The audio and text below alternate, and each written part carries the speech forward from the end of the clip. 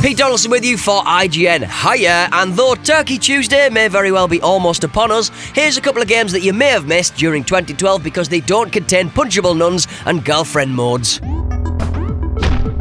Hotline Miami, a top-down, super bloody, coked-up Smash TV-style effort set in the sort of 1980s your dad would have you believe he inhabited, though in reality he probably spent most of it in working men's clubs drinking mild, flipping beer mats and watching comedians in kipper ties air their grotesque views on West Indians.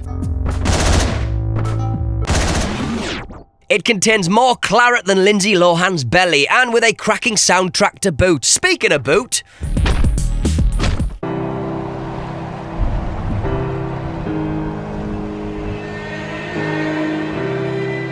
Dear Esther, less a game, more a field trip. This terrifically interesting yarn has players taking a stroll around a fictional Hebridean island and trying to piece together some sort of narrative from letters scattered around the place. Isolation, ambiguity, the biting Scottish wind. This is the most challenging experience of 2012 in the truest sense of the word.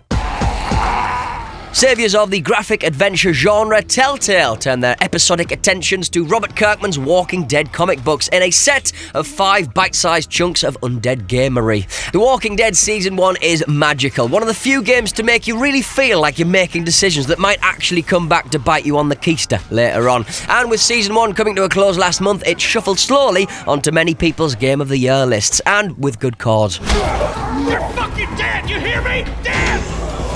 But it ain't the only fantastic undead shuffler that's worth a bit of a shufty. How's about a bit of Deadlight, a stylish 2D survival game that's a little bit like the TV show Finders Keepers, but with zombies and minimal Neil Buchanan, more's the shame. If you ever enjoyed Flashback or the original Prince of Persia, there's plenty to keep you entertained here, and it's set in Seattle, home of Frasier Crane, so hurrah for that.